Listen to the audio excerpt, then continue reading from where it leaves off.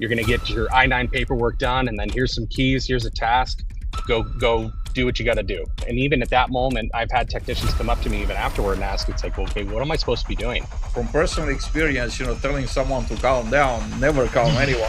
Never does. Putting fuel on the fire. So almost even the first day, I had a technician start, and they were missing by the end of the day. We couldn't find them. They left. I get a phone call like 3 o'clock. Hey, our tech went to lunch and never came back. I will say this, it's like I had a technician, it's like you're gonna go power wash duck poop on people's patios for the rest of the day. That's your first day. That's what you're doing. And I'm not gonna tell you about culture. I'm not gonna introduce you to the team. I'm not gonna show you how excited we are to have you on the team. We're jumping right in. I'm not about to just do whatever this guy says. I wanna know why I'm doing it. Lack of compassion for their team. They need to understand that you're not just managing people, you're managing your success.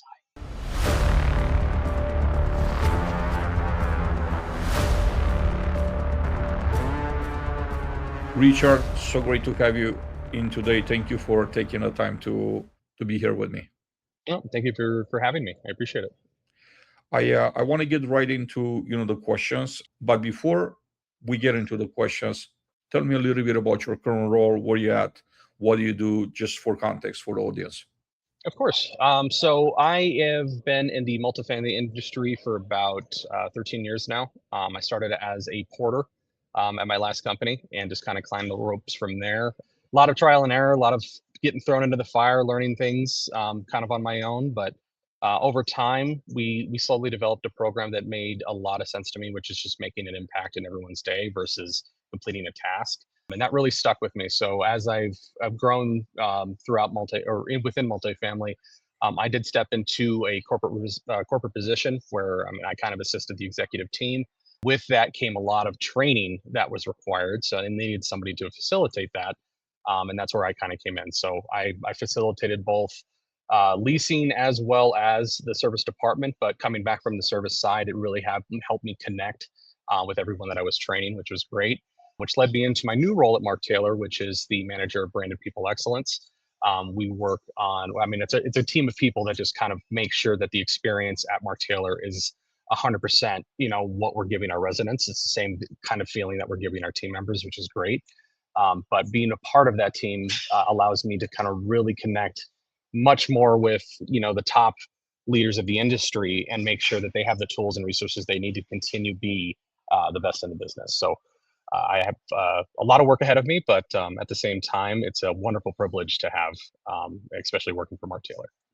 So sounds like a great, exciting opportunity. And everyone I want to and shout out to John Carlson, your CEO, because I know John. But everyone I told to about your company, even people that never worked at the company, have incredible things to say. Throughout your career, you watch people go from their first day of the job, entry level, you yourself, start as a groundskeeper, to all the way up to like running portfolios of properties. If you were to name one skill that separates those that, kind of like reached the plateau, they never made it into, the top of the top, and those that made it, what is that like one skill that makes the difference between the two?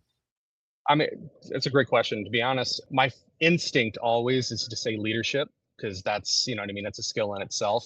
But it starts with ownership. To be fully, clear about that. It's about that person going, you know what? I know this is wrong. I know this is right. I know the right thing to do. I'm going to take action to make sure that that's done the way it's supposed to be, versus waiting for that person to tell you what to do next. 9 times out of 10, when I see a technician stepping up to the plate to make sure that that resident experience is exactly what it needs to be, that's the difference between, that person that's just, hey, I'm waiting for that next task. I'm going to sit in the corner and I'm not going to disturb you until you give me that task, when the other technicians are already 3-4 tasks ahead going, how else can I support my team? How else can I support my residents or my community? Tell me about the worst onboarding experience that you witnessed, and how did that translate? How did that translate into cost for your employer at the time? There's so many costs involved, especially when it comes to a team member that just doesn't feel like they are part of the team yet. And I mean, we've had people, I've witnessed people start where they're, hey, manager's too busy. You're going to get your I-9 paperwork done, and then here's some keys, here's a task. Go do what you got to do. You know what I mean? You're kind of thrown into the fire on day one.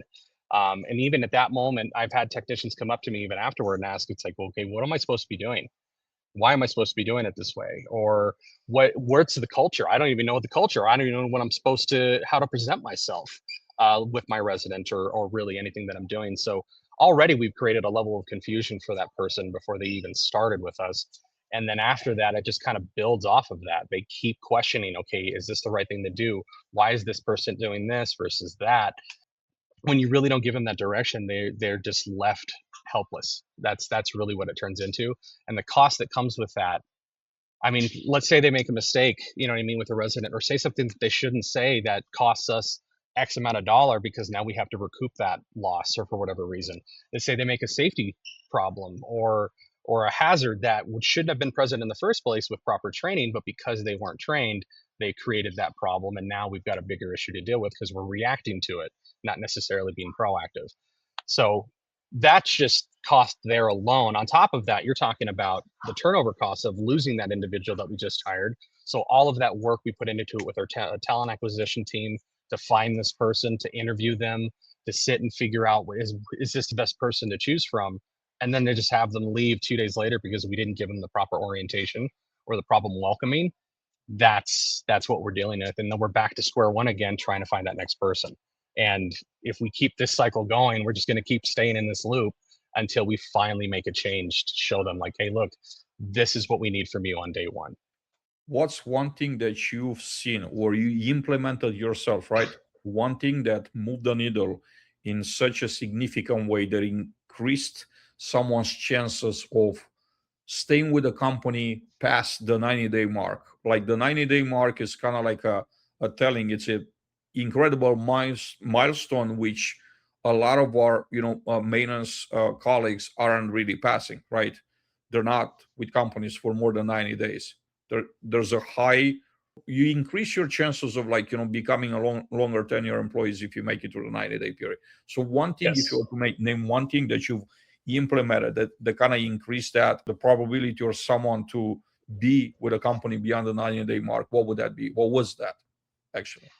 I will say it's something that Mark Taylor does, and I really want to touch on more of like what that experience looks like. But it's honestly welcoming that person to the team. You know what I mean? Really having them start and understand why we're here in the first place. That's ultimately what changed everything for me. Once I started implementing why it was important to do these things and how it tied to their role or specific tasks they'd be completing for the day, whether it be pools or a turn or a work request or managing a team, either way, as long as we're expressing that why in the beginning, that's a lot. That's what made it so much easier for everyone to buy in on our culture and everything else that we were trying to accomplish. Because again, the why is most important. Why are we doing this? Why am I putting a level of effort of to make sure that their service experience is 100% versus 50, or just make sure the task gets done and that's about it? Making sure that they understand, look, we're creating a different experience for people as they live in our communities, and we want them to understand that we are here for them, we do care for them, and we want to make sure that they live their life to the fullest versus sitting back and just waiting for maintenance to fall short or an issue that they have to deal with because they don't want to call us out for the fix or anything like that. You know what I mean? Like, it's developing that relationship with the resident, and once technicians understand that, I've seen much more motivation from them than any other time of just trying to tell them, hey, this is what you have to do when you talk to a resident, here's the script you need to follow, and make sure you don't say anything that you shouldn't. You know what I mean? Like, once that's that short little description we give them, they usually have like a million more questions. Okay, cool. What can I get? Why can't I say those things? Why am I talking to the resident this way? If you just answer that question right off the bat, that's what makes the difference.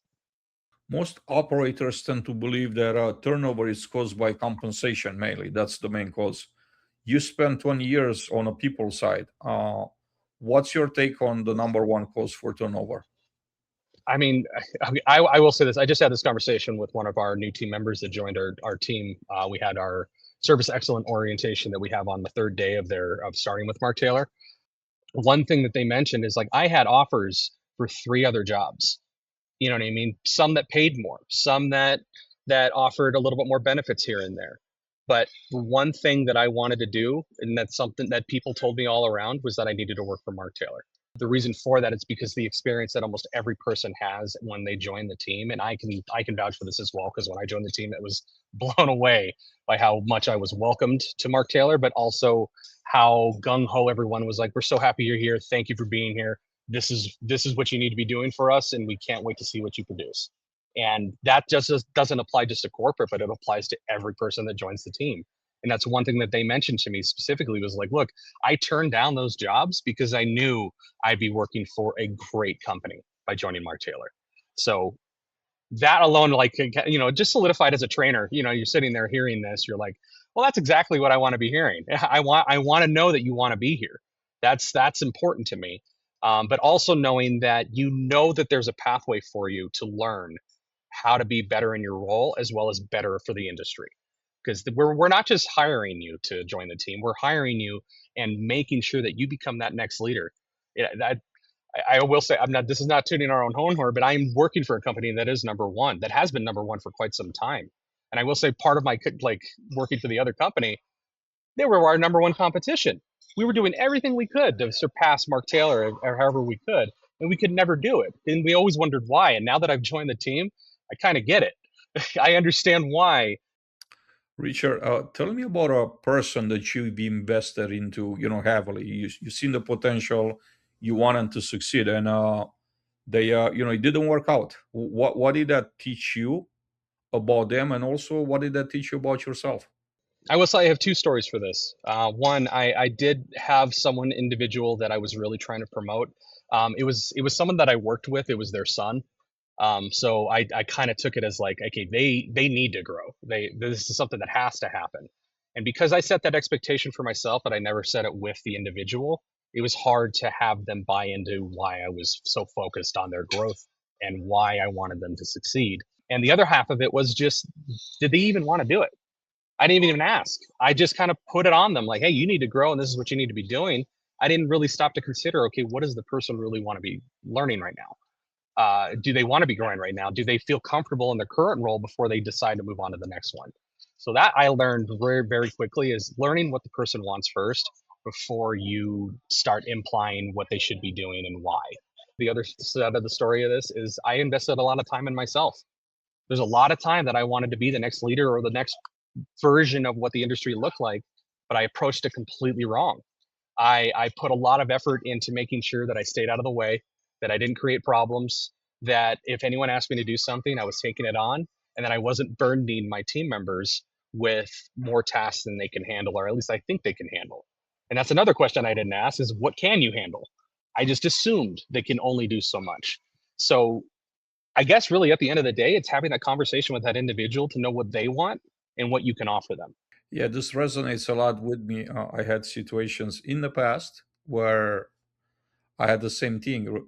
I thought that whatever I was thinking that is the best for that person was really not what they wanted, right? I looked at them like I would look at myself, right, and say these are my goals, and I just made the dead wrong assumption that everybody should have similar goals or like desires, to move up like I did, and I just learned in a humbling way, right? I was humble into learning that that's just not the case. So your story does resonate a lot with what happened to me with my journey.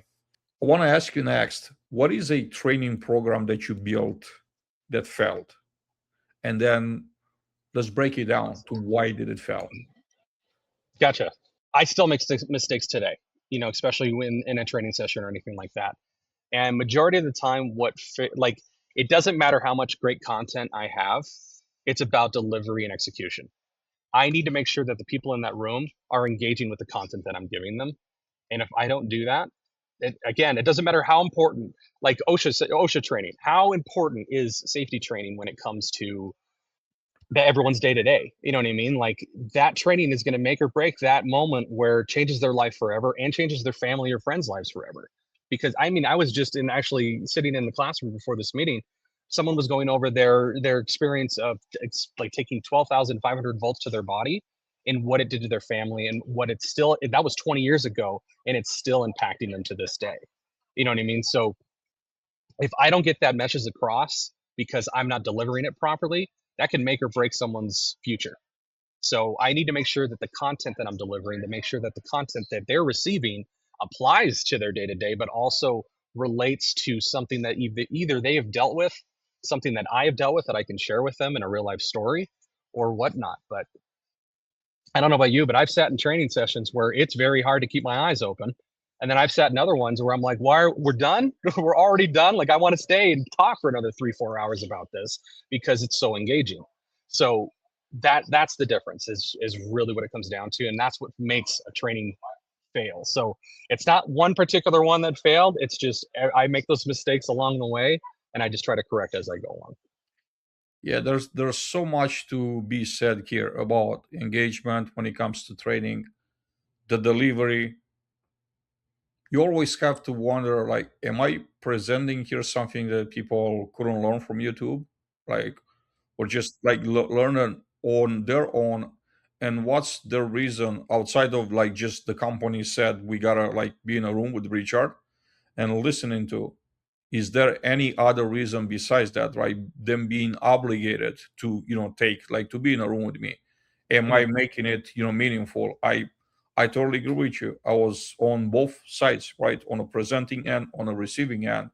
And then I could actually tell when I didn't do well, like people will look at their phones, they will, look Oh yeah. you could tell immediately when you lost their attention, right? And you Mhm. had to be prepared to change course, really. Uh, Like almost completely throw out what you have planned. Yeah. Yeah. Richard, if you had 48 hours to spend with a brand new technician, right, that just starts with a company, how would you spend this time with them? How would you make the most of this time? Gotcha. So yeah, like I said before, once I started incorporating that why, it really changed that first 48 hours for us. It really turned into, rather than, okay, what are you capable of doing? Can you do a turn? Can you do a work request? Can you talk to a resident? That's all right. That's all I need to know. Great. Go do that. Instead, it was about having that discussion with about their skills. So one, first 48 hours, we're obviously going over culture and everything else. We want them to understand who we are and who they're joining, so there's no disconnect there. But we also want to make sure that we're tapping into those skills that they bring to the table. Most people don't realize that they'll develop a skill because of a hobby that they love doing, and they don't realize that it applies here too. So we really want to start having that conversation with people in the first 48 hours to really learn who they are and what they're capable of. This was something I learned from my last company, and actually I really enjoyed, and I would love to incorporate. I have incorporated in kind of my all of my training is focusing on people's strengths than worrying about their weaknesses that they bring to the table. Everybody has them. Everybody has a weakness that they just struggle with or whatever it may be. But there's something that they're really good at that I can tap into today. For instance, right now we have like I work with a few people that they're great at connecting and working with our team members, but they might have some struggle over kind of delivering the content at the same time. But the fact that they have that personal relationship or can create that personal relationship with our team members allows us to connect with those people a lot easier versus having to have that formal setting, have them introduce. I have to introduce myself. They don't know who I am. They don't trust what I might be saying, but these other individuals can easily extract the information or the feedback that we're looking for that makes or breaks the program that we're working on in the future. We don't want anyone going into the job and just going, all right, here's the tools, have fun. Let me know if you succeed or not, and then I will tell you otherwise if you do it. You know what I mean? Like there's judgment more than anything else that we're worried about than doing it the right way the first time. We as an industry are notorious to tell people, you've been a great ticket runner, your supervisor just got fired or moved on, went to another company. Here's the keys. Best of luck to you. Now you just got promoted. So we hand them tens, sometimes hundreds of millions of dollars worth of real estate without any training. So you've seen this, I'm sure, over and over again, right? Tell me about what does a supervisor, a service manager who has never properly developed actually do to the people under them specifically? Like, what are some specifics? Specifics for my own story creates a lot of confusion. It creates a lot of stress, unnecessary stress, and it creates a workload that goes from manageable to completely chaos or chaotic, and just it it's big. I'm not going to eat the elephant in one bite. You know what I mean? And the bigger I make that elephant, the harder it is to get anyone else to buy in on that as well. So if I'm not managing the team properly, if I'm exhausted myself, because we're going home and just being overwhelmed with the workload that I had, and I still have another 3, 4 people that I have to manage. It's like that just weight on my shoulder becomes even harder to bear because I don't know how to handle it. I didn't receive training on this. I don't know how to communicate with these people to make sure they understand I got their back, but at the same time, I barely have my own. So really that's what it turns into, is when you have a supervisor step into a role that just doesn't have that leadership ability or that ownership ability to understand accountability. That's where everything's going to fall short. You have a lot more finger pointing at that point. It's really now about, I want to just protect my job here, not do the right thing for the role. I'm just surviving now at this point, along with the rest of my team. And the next thing you're going to see with that is a lot of more resident complaints coming from that, a lot more return visits for fixes because we're not doing them properly, a completely imbalanced workload on one technician versus the other. So one person's kind of just hanging out in the shop, has nothing really to do, while the other one's like 10 to 15 work orders deep and still sees no light at the end of the tunnel. Like, that's what it turns into. And then on the opposite of that side, I've been a part of that team that has had great leadership. And when the level of peace of mind that comes with that, like, let me put it this way. I was able to grow in this industry because I had that type of leader. I had the room to do so because they were making sure I had what I needed to succeed, versus the opposite of, well, if you're not making it, I'm just going to keep writing it up until I fire you. And then I'm just going to find the next person and we'll start that cycle all over again. That's what made the difference. I wouldn't be here today talking to you without that type of leader. At what point in the first 30 days of employment, companies are losing those employees without leadership even realizing that that's happening? I will say that happens within the first week, almost even the first day. I had a technician start and they were missing by the end of the day. We couldn't find them. They left. Okay, That's how easy it was. let's talk about what's actually causing that, right? Yes, definitely. And I had those situations too, plenty. I had new employees starting. The team is, excited because we just got our new employees, so we're like now Oh yeah. not sure staffed anymore. And I get a phone call like 3 o'clock. Hey, our tech went to lunch and never came back. So Yeah.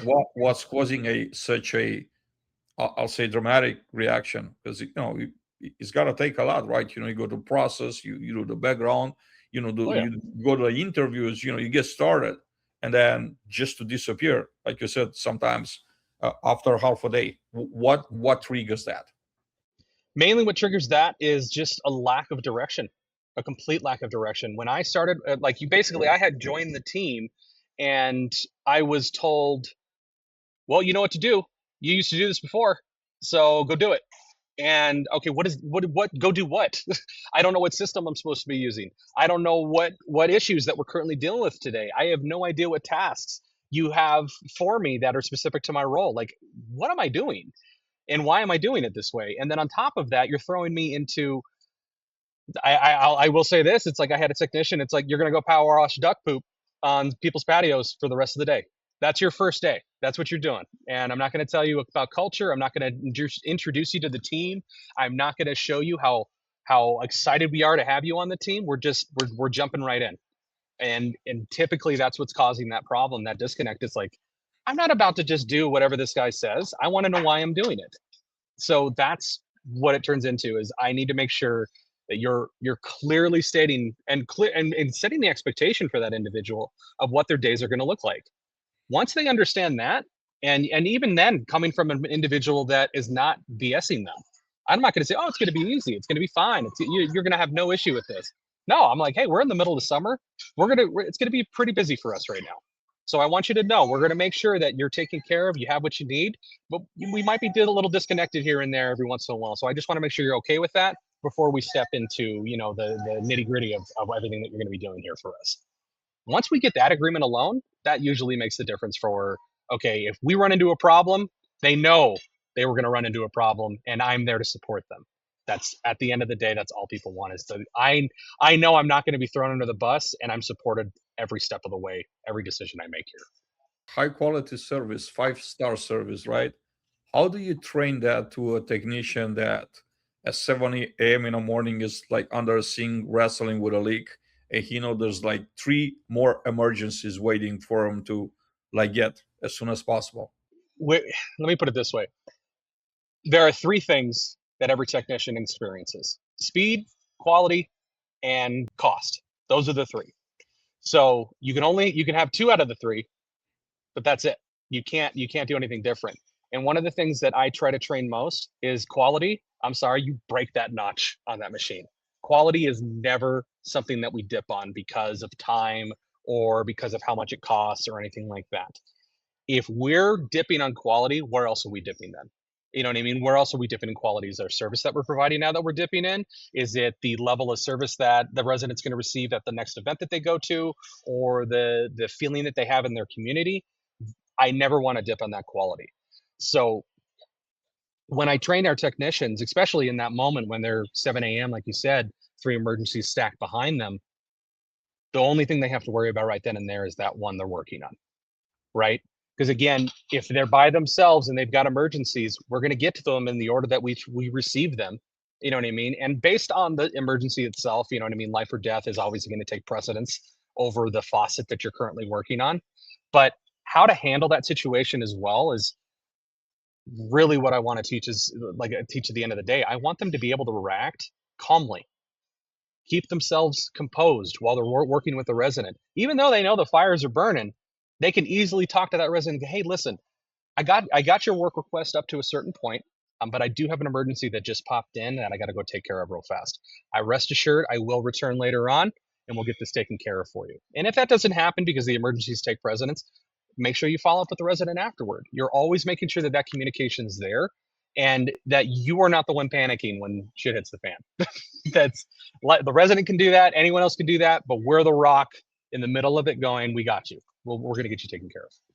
So I'm super curious, right? How do you instill that? How do you make them to like keep their cool, right? Keep their calm? Because from personal experience, telling someone to calm down never calm anyone down. Never, It never actually does. putting fuel on the fire. So walk me through that part. How do you teach someone to handle pressure with calm?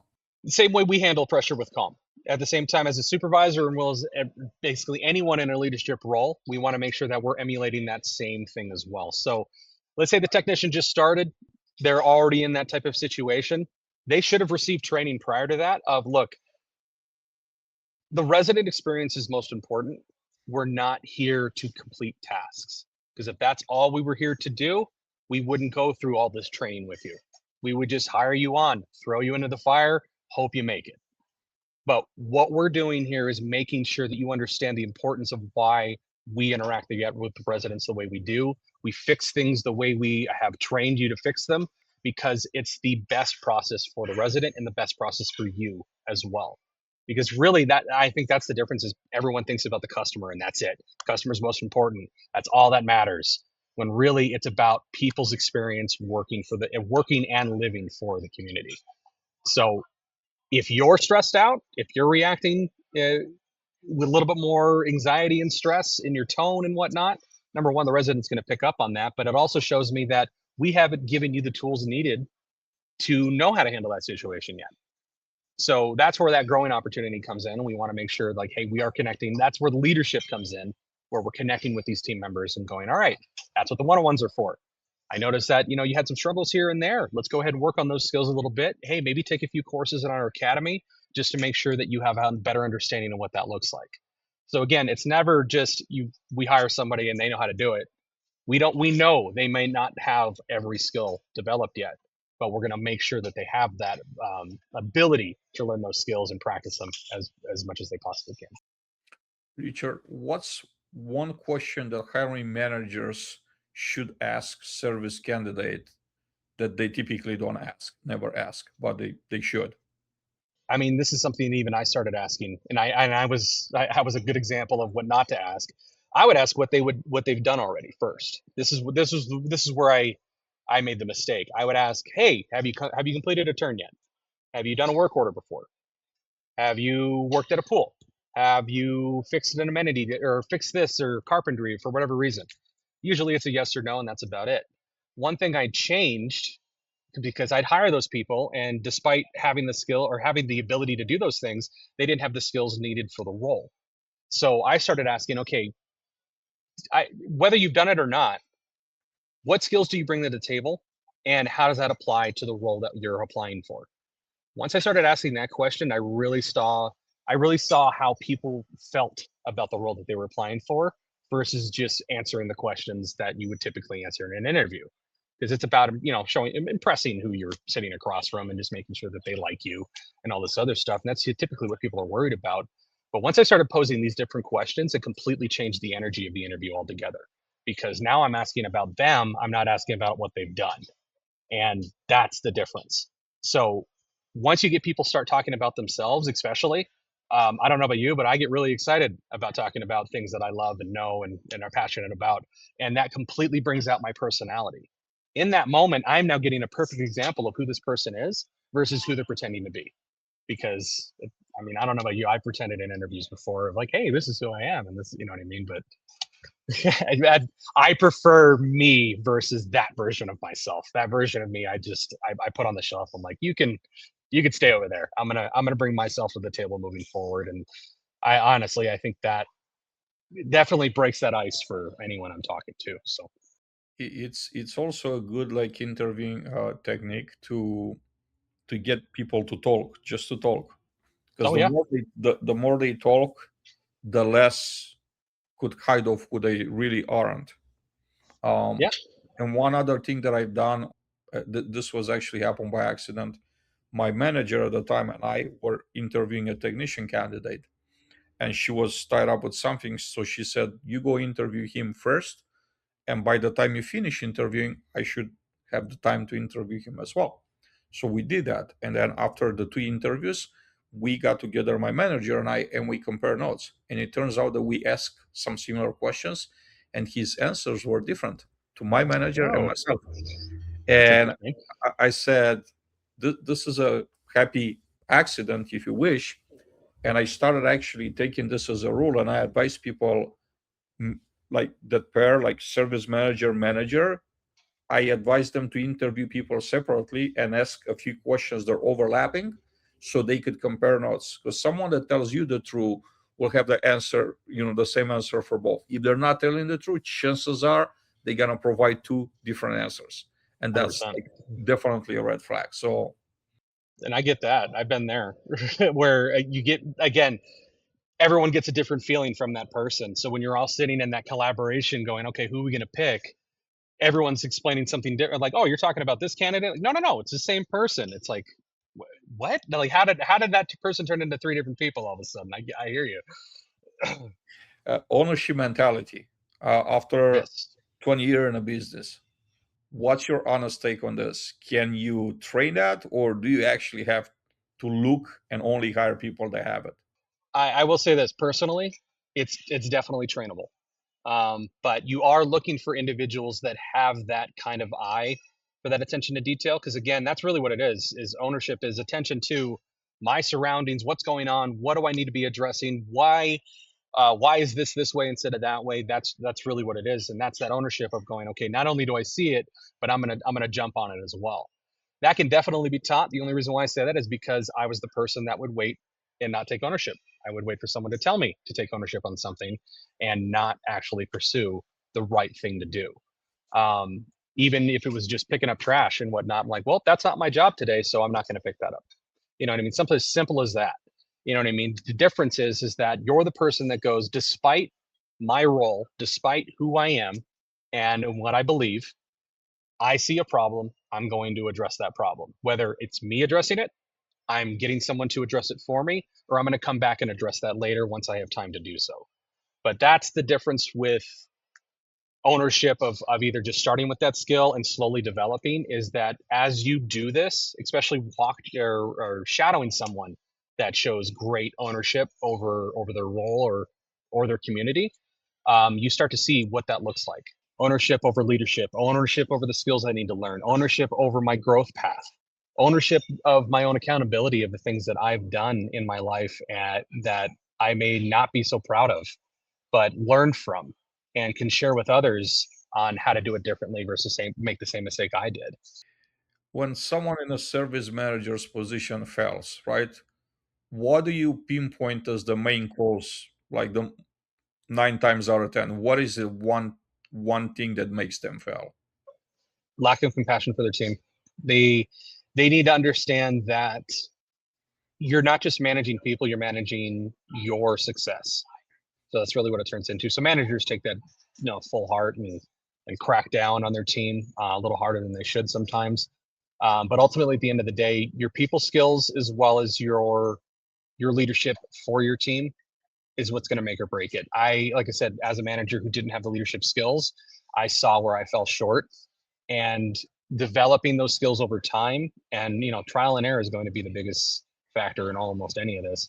When you learn that it's not about telling someone what to do, but asking them how they want to do it, and then just making sure they stay in the guidelines and parameters that you've set as a company, that's all that they need. Almost every person that I've worked with tries to do it the certain way that everybody's doing it, and they always fall short. But every time that I kind of express to them, like, look, you don't have to do it this way. Make it your own that version of yourself, and make sure you develop it 100%. Somewhere where we could never take it. Only you can do that. Once people understand that it's in their power to do this, that's typically when you start seeing people take that ownership and leadership skill. I'm switching gears a little bit, and I want your thoughts on how technology and especially AI impacts the service side of the business, and how do you see it impact it in the future, right? So look at how it impacts it currently, and try to imagine 5 years from now. What would our side of the business look like, the service side of the business in about 5 years, through a lens Okay. of AI advancement? I mean, I will say this: AI does help. I mean, for today, right now, I will say AI does help with any type of service tech that just has trouble communicating with the resident. It definitely helps with note taking as well as making sure that we're capturing everything we need to. That is a definite help there. Also, it is nice to have a program that, hey, if I'm having trouble with something, I can easily search it up on ChatGPT, find it online using Google's Gemini program, or just really anything that just finds the answer quicker for me versus me having to do all of that research on the back end, go search through forums. I mean, I don't know if you remember that, but anytime I ran into an issue I didn't know, I was on my phone for a good at least hour just trying to find, okay, how do I fix this right? How do I do it properly? But so that's where I see the benefits of AI for sure. And then especially in the service industry, especially 5 years from now, do I see robots replacing service technicians? Maybe in some minute area, but not in the overall mindset that we have now today, where there has to be a human experience when it comes to fixing something. Because if something breaks in my apartment, I don't want to be arguing with a robot on how to fix it and what's wrong with it and why, and and then it just still doesn't know what it's doing and then has an issue there. I don't see that happening anytime soon, but I do see a lot of different changes with the amount of tools that we might be using as a technician. So let's say we're on a rooftop and we can plug in a device that tells us exactly what's wrong with that AC unit, and all I got to do is charge it a certain pounds and whatnot, and really just connect everything together and just let it work, do its job for me. But I'm still facilitating that, making sure that it's working properly, making sure that it's charging properly, making sure that it's operating properly after I've disconnected everything. So there's still that element of the technician that's required for the role, but I see just our job evolving to that next level versus relying on the engineer to do it for us. We could start doing it ourselves because we have the tools available to us. I mean, even with a lot of AI stuff, there's a lot of things that we're capable of on the back end when it comes to training because it's easier to put things together for people and it's a lot more digestible as well. So You said something that caught my attention. You describe how you're learning, how you're learning new things by doing a Google search, a YouTube search, a ChatGPT search. And this brings me to a statement, and I want your take on that. My statement is that learning management systems don't teach you anything, nothing. They teach you absolutely nothing. I love your take on that. So I will say this, like Grace Hill and whatnot, you know what I mean? Most of them are touching on the surface of everything that a technician needs to know. So plumbing, hey, this is what you might experience in plumbing. I'm not going to go in depth of how to repair certain things or what exactly you might experience specifically at your community, but I'm at least going to touch on it so you understand that at least I gave you the training on that. The one thing that, again, this is something that I don't, not only was I hired for, but also something that is been evolving at Mark Taylor is, like you said, creating your own program. Now, the program that we're creating on our end, and this is something that I'm really happy about, is we're creating what almost feels like an NTI program or a specific trade school program versus just anything, you know what I mean, like just touching the surface on most of it. And while we're creating this, we're thinking about, okay, what does a technician experience on a daily basis? Coming from being a technician myself as well as the people I'm working with, we all could kind of spitball. What do they deal with? What did we run into as a porter? What did we run into as a turnover technician, as a lead technician, as a supervisor? What did we experience that, hey, I wish it went differently this way. I wish it I wish I learned this a little bit better so I could have handled these fixes a lot easier versus having to search online, find different fixes, and then change it up every time because someone comes out with a new update or whatever it may be. So the program that we're creating is just taking that to the next level of, you're not just getting surface knowledge, we're going to promote you and compensate you for learning extra skills more than what your role already entails. This is something we actually call Path to Pro. So Path to Pro is a nice program that everyone can start off with.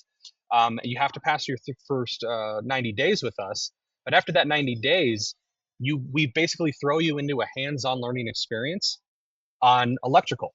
So it's not just, okay, we're going to talk about it for a little bit, 120 volts, don't get shocked, have a great day, but more so, all right, you're going to replace an outlet, you're going to replace a light fixture, you're going to troubleshoot this particular electrical problem in the breaker box, you're going to lock out, tag out in certain areas, and we're all going to do this together as a class. It's not something I'm just showing them and it's or theoretical. You were doing it with me live in that apartment or in that scenario, so I know you are well equipped with it. And like I said, it's not just electrical that we're doing this for, but electrical, plumbing, HVAC, CPO. We're even going as far as doing pool training for you just to make sure that you have your own certification based on what we're looking for at Mark Taylor, but also what we're looking for the industry. I don't know about you, but pools are forefront of every community in Arizona or anywhere in the desert, I should say. To be more specific, the way LMS, besides the fact that you just mentioned that things are the way they're being taught, they're kind of like general principles, right? They don't go too much into depth. The way they deliver information, right? For you to sit in front of a computer, watch a 30 minutes, 60-minute presentation, and you try to memorize as much as you can so you could pass a test, Yeah. that you could forget absolutely everything that you learn, that you retain prior to. It's a very inefficient way, and you describe the better way, like the way you wanted to learn. You pull ChatGPT and you interact with it like it's conversational, right? It's back and forth. Yes. You ask, it answers. You ask, it answers. You don't want to spend all this time to maybe not even get like a real answer to a real question that you have, versus having this thing in your pocket that you could talk to back and forth and tell you in maybe a minute or two something that you might not even learn in a 60-minute class. 100%. And part of the reason why I didn't learn that is because I fell asleep during half of it. You know what I mean? Like that's really what it is. Like I said earlier, that content doesn't matter how important it is. If I'm losing people halfway through it, I'm not teaching anything anymore. It's completely ineffective. I mean, and going back to it, like you said, I'm taking this course in Grace Hill or any real LMS program, and I'm here to do this because I need to, because it was assigned, and I have to pass the test. So that's my goal. It's not a matter of learning something; it's a matter of completing it. And I don't know about you, but I've done this myself, and I shouldn't be sharing that. But I've also witnessed technicians do it, where they're just hitting that next button as fast as they possibly can. They are not reading the content. They're just, all right, is the slide done? Move on. All right, moving on. While they're working on something over here, they're writing out the schedule for the turns or they're updating the work order list. They're not really even engaging in the content whatsoever. So I will Every agree with you. every honest person will tell you that they've done that, me included, Okay. many times over. Unfortunately, I won't say Yeah. unfortunately. It just you was a man to teach me stuff, so I just try to find a way to circumvent it, to bypass it. Yeah. I'll cross Um, that bridge when I get to it. That's what it kind of feels like. You know what I mean? If I run into that exactly. problem, I'll deal with it then. Yeah. You mentioned a lot of in-person training that you're conducting, and you have people doing it with their hands while you're in the room. The challenge, and this is probably the number one, the most favorite way for people in our trade to learn. But the Mhm. unfortunate part about the in-person training is that it's not scalable, right? There's only one of you, and there's sometimes hundreds of thousands of people that gotta be trained, and you can't Yes. really scale that experience for them, so it's meaningful for an entire organization. So, are you thinking the technology could be a way to like leverage Oh, yeah. your expertise and take this in-person training and deliver it to those that don't have the opportunity to be in a room with you? And how No, would you envision that? I mean, there's a number of techniques that you can implement in order to train others, especially if they're not physically present. But you're right. It's hard to make that because the strongest connection you're going to have is that hands-on, in person with me. We can have that back and forth, and you can leave knowing that you answered every question that you have, and you feel 10 times more confident with what you're going to be doing. That's the ideal setting. In order to recreate that somehow using technology, I mean, again, we all obviously right now, you and me are not in the same place, but we're able to have this conversation. So that does help, but it does take away that. I don't know about you, but there's energy in the room that you don't feel when you're virtual. Oh, So when, 100%. I yeah, you really know what I wish mean? we would have done this in person. It's just Same. and I think one day we'll make that happen. No, no, I'm right there with you. I mean, again, we'll definitely schedule that for the future. But back to the point, it's like you can tell that there's an energy difference here, especially if there's technology issues or anything like that. Like I did attend an OSHA class, and like the first part of it, it felt like it was really rocky. It kind of actually had me questioning, like, is this right or not? It worked out great. The class was great. I passed the test, so that was what was important. But again, it allowed me to not have to fly out to Atlanta. You know what I mean? Experience that for X amount of time just so we can go through that training course. It allowed me to connect with them almost immediately from anywhere. So I do see technology definitely working there, but there is that disconnect of how do I really make sure this is impacting them versus them just watching me through a camera. You know what I mean? So I'd say we're still not there where I want to be. Howie Mandel sells it a lot. It says those Pearl hologram boxes that you can have. You know what I mean? That technology is coming out, so it's like a little bit more personal experience, and AI is involved, so it's like you can actually have a conversation back and forth. So technology's headed in the right direction. If we have that today, I'm sure it's going to evolve. You know, definitely in the next 5 years to where I can have that in-person training with people. Um, but even then, it's not me; it's AI. You know what I mean? So it's taking an image of me and not and trying to create a human experience, but it's really not going to be there. So I guess the best answer I should give is like it's hard. You're right. It is hard to make sure that you're creating that connection. I could show them as much as I want, but I'd rather have that person in the same room with me. You're right. Are you considering maybe AI agents playing a role into becoming the delivery vehicle for that type of information in the I future?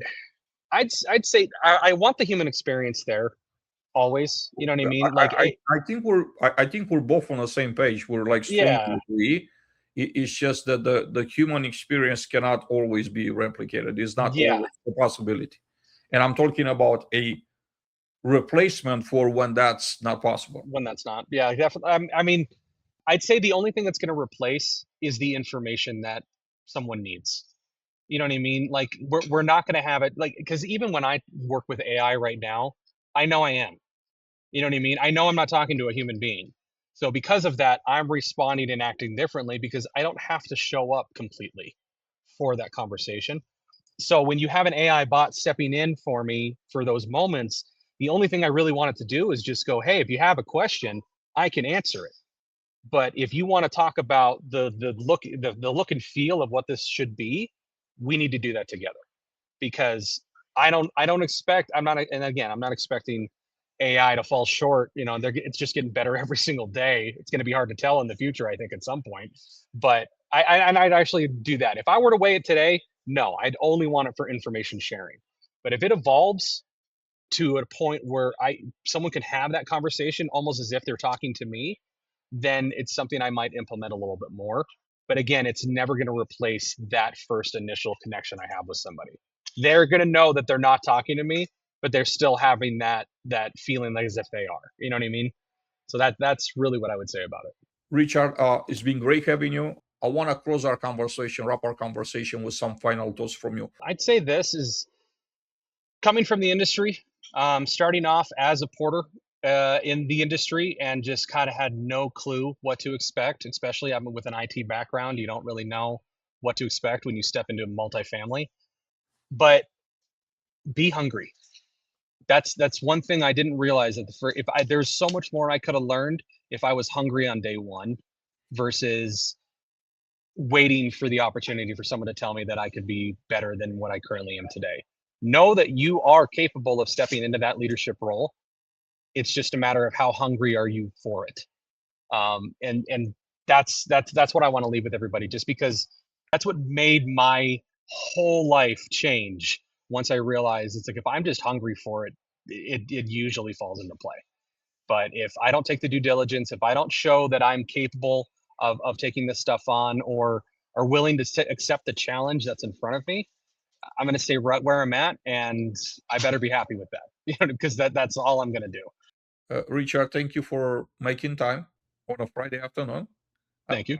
I hope to get you back here to continue and have more conversations. And thank you all for watching or listening to us today.